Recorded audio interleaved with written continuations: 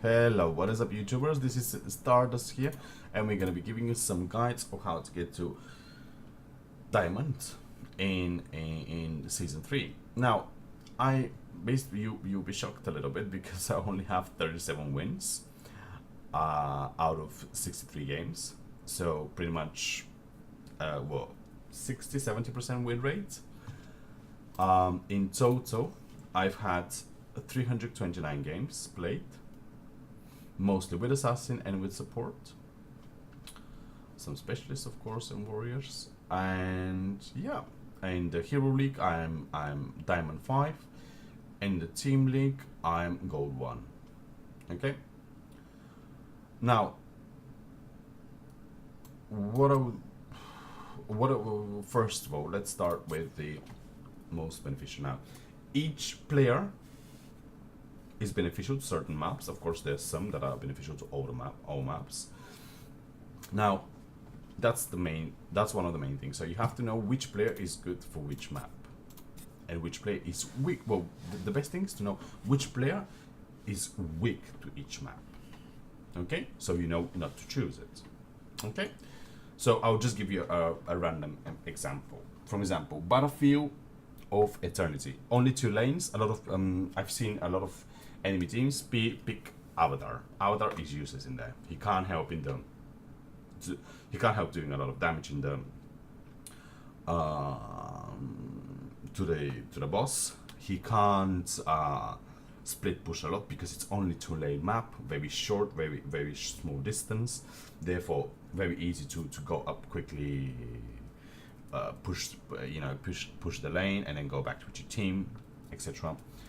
So that's just a basic example of what not to do.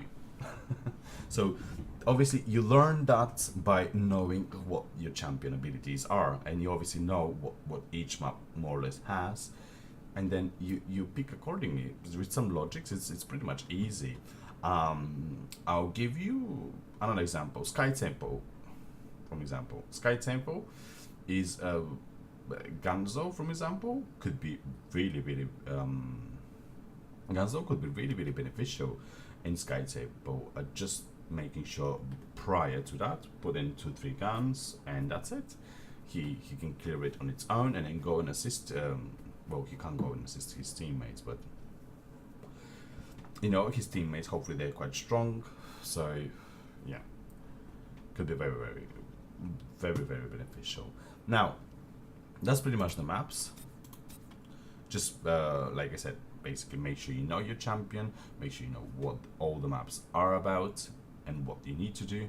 So yeah, now going back to all champions. Now, as you can see, most of my champions are not even leveled up. It's normal, but I know what all of them do. I know what their abilities are. I know what they more or less. I've seen videos. So I've done my research before going into rank games. Now, how I would choose my champions? I would choose a good wave clearer, somebody that can clear wave. Doesn't matter which role I'm playing. And why I would choose that? Because then I could go ahead, clear the wave, go top, makes you secure more kills. Because, for example, let's have a look. I'm bot lane. I'm with Sonya. I quickly clear my wave because she has the potential to clear wave very quickly. I go back and then I go straight up top. So obviously they don't see me that I'm going top. And then while he's clearing bot lane, while he's clearing the lane, because obviously I pushed, I cleared it. I could go and assist. I help my teammates. Or if my teammates are dead, I can go get the experience from the minions that is missing. So you basically do 2 rows either way. Do you see what I mean? So good wave clear is very important on this game. That's how I always choose my champion. So I would choose Sonya a lot. I would choose a support Malfurion. Why Malfurion? With his E and his W, a couple of times the wave is cleared, and then it's a really good support. My personal favorite, Vela. Well, she's amazing. Her Q and W, and that's it. Pretty much the wave is cleared. So yeah, that's my preferred one, to be honest. Based on each, so I've got a warrior preferred one that doesn't really get banned. I've got an assassin that doesn't really get banned, and then I've got a support that does get banned. So you've got your top 3 picks for each that can go pretty much with any team, any map. Because Sonya is good in any map. She doesn't have a weak map. She's not like Avatar. Malfurion and Bella, they're exactly the same. And then you have to, towards your second pick, so you have, in case, God knows, something gets banned or whatever. You have Sylvanas, that's really, really, really good split pusher. Clearing camps, etc. So I've got, in case my tank, oh, I'm not playing tank, I've got my other option, Sylvanas, that I can clear camps as well. With Sonya, I can clear camps as well. And I can split push, and with her I can split push, and she has a very good wave clear as well. So that's what I'm saying. It's like pretty much the same. Do you see what I mean? But different type of champion. Support. Now Brightwing. Brightwing does not have wave clear at all. He's all about staying behind with the assassins and make sure they're healed. And of course, if the tank is helping your tank as much as you can, but a lot of people do the mistake going ulting into the tank, and then he is an instant dead because he's very squishy. Now, Brightwing is my preferred support, one of my preferred support as well. Why? Is because Brightwing has his global, his teleport. So for example, he doesn't have a mount, he teleports to an ally, and he's got 55 seconds cooldown. They've increased it a bit, which is a bit of it sucks a little bit, but hey, it's still a very, very good support. And you could sort of roam around rather than your enemies going back, so that you can go and kill them you can go heal them very quickly, so they don't have to go back, they don't have to lose experience, etc, etc, etc. Second pick for assassin. A lot of people will go for is it Teachers or whatever, but I would go for Nova. Of course, Nova, it depends what they pick. For example, if they pick Chromie is a very backline assassin because of her range, so therefore I could just quickly sneak around and kill her. She's instant dead. And when she's about to hit me with her skills, I will put my clone in front of it. That's dodging. My clone will take the damage, and that's it. And if I'm level 16, my clone will also do her some damage. So yeah, that's it depends, of course. Nova, I love playing her. It depends what they are picking up, of course. For example, Nova versus Sylvanas is very, very good. She can kill her very easily, especially because usually Sylvana, she is overly pushing. So if you go behind her, quickly put your abilities in your ulti, and that's it. Sylvana is done. She's dead. So with Nova, you can secure a lot of kills because a lot of the players versus Nova, when you ambush them, a lot of the assassins, you're pretty much killing them. So it's very easy for you to kill them. Excuse me. What else? Now, that's what I was saying. Now, you have to make sure you know what the champions are about, and you have to make sure you basically sort of try and counter pick a little bit. For example, I had one of my very last games before I went into Diamond. We had a Lunara. Lunara is a very good assassin, but she lacks she's squishy and she's fast, but once you stun her or root her, she's dead. So I picked Malfurion, and trust me, every time she jumps forward, she was rooted, and she instant dead. So she basically she couldn't do any damage at all. She was pretty much dead all the time. I felt even sorry for her because she was playing so obvious.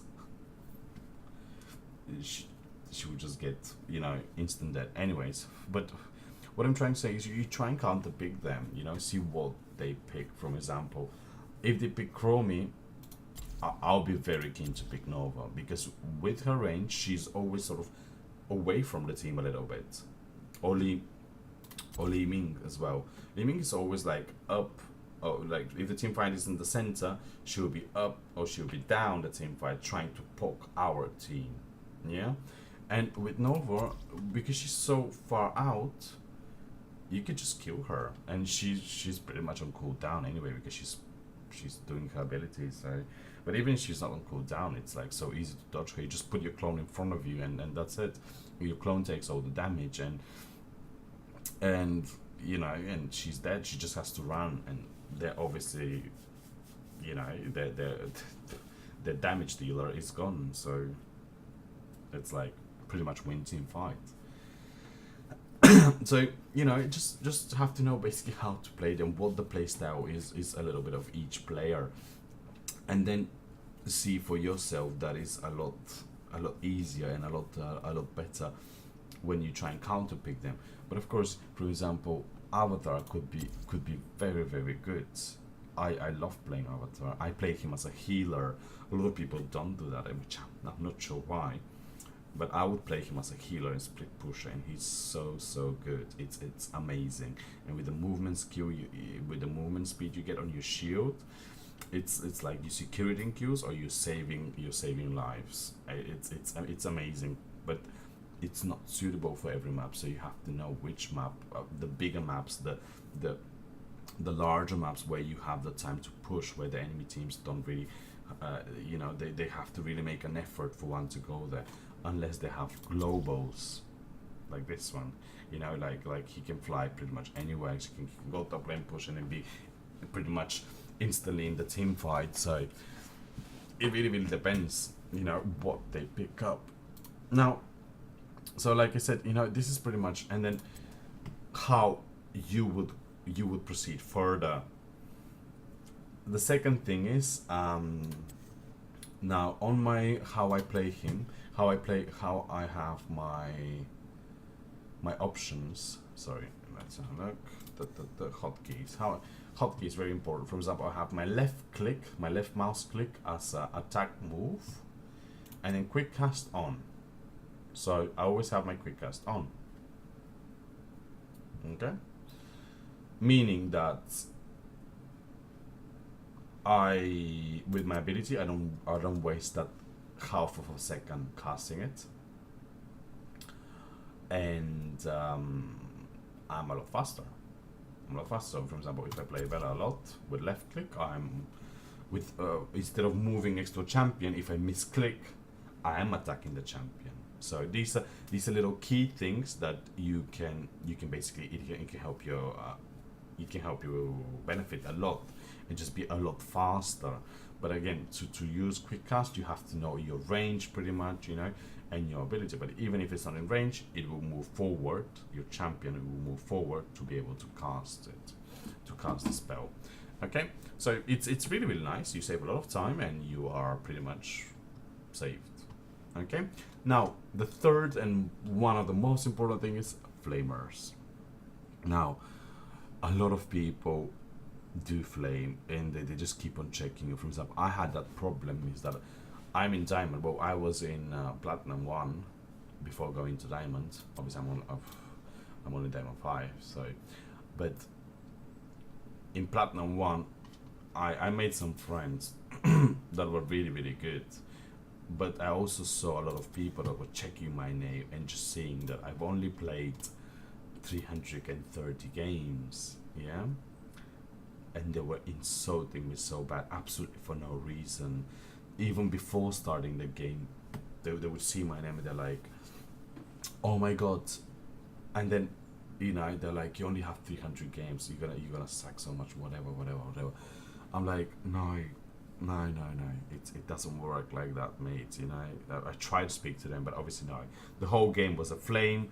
It wasn't focused on winning, and obviously we lost the game. And what you end up just getting. So what I do is you just block them. You don't have to listen to that. You don't have to read to that. to the things that people write to you, and they just carry on. Just carry on, and then you'll be able to, you have a lot more chances rather than sitting and typing and insulting your teammate. You have a lot more chances of winning if you're doing something on the map rather than typing. It's because the game is all about experiencing, leveling up before your teammates, and make sure you lock them down when they are, if you get level 10 first, which is very important. For example, you secure team fight when they're level 9, and things like that you have to do in the game, and a lot of people are just basically with regards to Flame and thinking that you are a bad player, and because you don't have experience. Well, that's wrong. Why? I'll give you an example. Let's go with my Vela. With Vela, I've got 29 wins and 290 hero kills. 290 in 29 wins. Now imagine, that means I was involved in a lot of the team fights. Yeah? And over here, for example, I had, let's hope for people here. So let's have a look over here. So with 20, Avatar has 180 wins, which is a lot, and it's level 17. It's got 116 hero kills. This is sad. This is really, really sad. I'm sorry, I hope my friend doesn't get upset with me, but it's like 160. I have only 29 wins, and I have 290. 290, like double the kills pretty much. It's not right. It's not right. Avatar is that doesn't mean you kill the people. That means you assisted. You were involved in the kill. So that means is pretty much he's playing him just as a split pusher. He doesn't help your team. No, it doesn't work like this. So I wanted to just to give you another example over here. So we have another player, one of my friends, 260 games in total, 206 games in total, 122 wins, 93 kills, 93 hero kills. So look at mine now. 122 wins and 93 hero kills. 22 wins, 260 kills. All I'm saying is, being a new, it doesn't mean bad. But what you need to do is you need to make sure you're with your team. This game is about a team play. So if you are in a team, you're most likely to win. That's all I'm saying. I'm not. I'm sorry to my friends. I'm just giving them. I'm just giving an example on my video, how it could what you should not do, basically. That's what, it's my personal opinion, yeah. And but bear in mind, that doesn't mean my friends over here that they're bad. They're really, really good, so they have really good dodging skills, etc, etc. But with regards to team, it seems like they didn't do a good team game, so therefore that's what happened. So basically my point over here is that you have to, when you play the game, you have to make sure, like I said, the 3 rules: never flame, and if somebody flames you, you just instantly block them. There is no point wasting your time typing on that teammate, speaking with that person. Just block them and hope that you will not get a game with them. Yeah. Second of all, make sure you get a good wave clear, such as the champions that I've mentioned. Good wave clear, so as soon as you clear your wave, get the experience out of the minions, you go and help your teammates, and then you go back once the other wave arrives to the lane. Now, a lot of people just sit and wait on the lane That's one of the biggest mistakes. A lot of people just sit and wait on the lane for the other minion wave to arrive, but that's not right. You go from example, if you're top, you go mid lane or whatever, you move your little ass, and you help your teammates. Or if your teammates have died, you will get the experience of that lane. That rather than flaming them and typing, you go and get the experience from that lane, so you don't fall behind that much. Do you see what I mean? Because a lot of people do that, they start flaming. It's like, no, go and help them. And it's like, that's what it's all about. It's a teammate. You have to help each other and find the best way of winning. So yeah, that's what I'm saying basically. You know, just make sure you have a good wave clearer. That's what you should play, in my opinion. You're always with the team. You follow obviously their pings, etc. And you know what the champions and the maps are about, so you can pretty much counter pick. Yeah. So if you follow those three rules, you would go to diamond very easily. Because I've played a few. I was in Platinum 3 when I was Platinum 3 or 2, but I can't remember. I was in Platinum when I was out of my team, out of the placement matches, and I'm moving forward to Diamond 3. But now, since the season is finishing, and so we're gonna change a little bit, I wanted to give some basically examples of what I did to be able to, with so little, to be able to move a tier in such a short time. Yeah, because we're talking about a week that I started playing rank, and I'm already from Platinum 3, I'm already to Diamond 1. I've played only 63 games, but hey, that's not the point. I played I played good, and I was MVP I was MVP so many times that versus players that had like 3,000, 4,000, 5,000 games already, that were from the previous seasons, etc., etc., etc. So it's very, very important knowing what it's all about, and knowing how to help your teammate, not focusing on flaming, insulting, or just being playing alone, solo, because if you want to play alone, that game is not for you. You have to go and play, some computer game, or not mobile game, that you go and play alone, because that's not the point of playing this game. Okay. Anyways, I hope you enjoyed my guide. That was obviously my basics, based on my experience. I think I'm doing pretty good, and I'll keep on putting more videos of letting you know what my experience goes towards in diamonds, etc., etc., etc. Anyways, thanks guys for watching, and stay tuned, and make sure if you think I said something that you didn't really like, let me know, and I'll be more than happy to discuss it with you. See you later.